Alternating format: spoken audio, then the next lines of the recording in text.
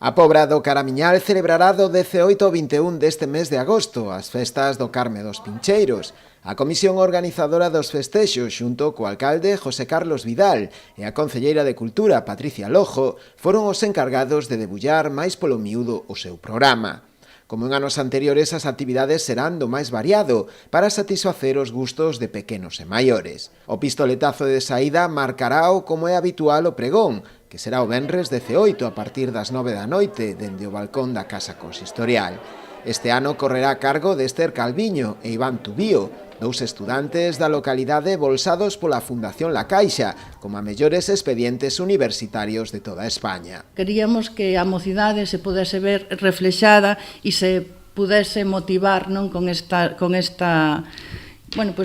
metas que conseguiron estes dous xóvenes que estudiaron aquí na Pobra e están cumplindo os seus soños. Un dos días fortes do programa será o sábado 19, cos tradicionais sanjuerguines. Ás 4:30 comenzar a xa famosa e histórica Festa da Auga do Carme dos Pincheiros, que percorrerá o mesmo recorrido que todos os anos, ca xente, cas pistolas de agua, caldeiros ou o que desexe, o importante é mollarse. Pero sen dúbida un dos principais atractivos destes festexos terá lugar o domingo 20, día da tradicional procesión da Virxe do Carme, que percorrerá dende as 7 da tarde as diferentes rúas da vila, para rematar na zona portuaria e proceder despois á realización da ofrenda floral en homenaxe aos mariñeiros xa falecidos.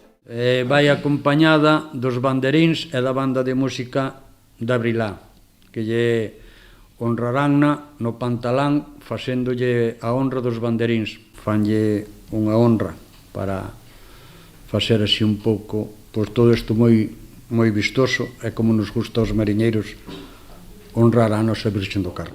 Dende o Concello destacaron a importancia destes festexos, convidando a veciños e visitantes a disfrutar das actividades programadas para eses días. De todas as festas que se celebran aquí, esta é a máis vencellada á historia da nosa economía e, polo tanto, de algunha forma tamén á formación como pobo,